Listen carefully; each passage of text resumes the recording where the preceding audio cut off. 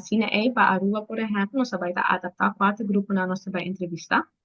Dus essa etapa sobre a National Climate Resilience Council já entrevistar gente maior de idade. Anto eri notata di necessidade para nós vai volver repetir mesmo curso.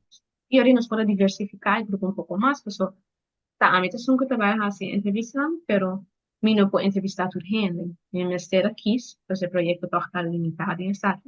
Quatro grupos na meta vai escolher para o projeto A. E ora ainda falta outro grupo não.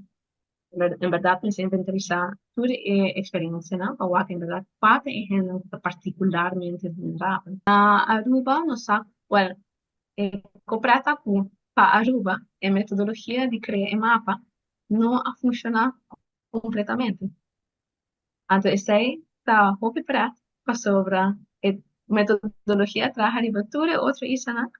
Então, Aruba que tu nunca puxa para o projeto, não te logra ganhar mapa não completo.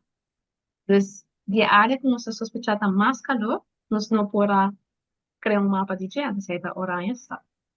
A eração perfeita para sobre Aruba está cobrido de nuvem de área e a maior parte da área. Então, se você tomar uma máquina de satélite, que está no espaço, então você saca portrait de Aruba, você vai ter nuvem. Então, nem que como assim, você pouquinho e nuvem não é por de imagem. E nós sabemos que nós também podemos modificar a metodologia. Em vez de outra parte mais calor de ar, nós vamos ter ar para nós sacar a imagem, não se nada por. Então, lo que nos saca foto, onde é resultado preliminar, tá? Aruba não pode aplicar o método aqui, pero outro isso não sempre, o método mais fácil mesmo. Mas, e aí não, eu não vou contestar a pergunta completamente em qual área que são mais calor, porque se não começar a substituir para mais calor, não pode ir.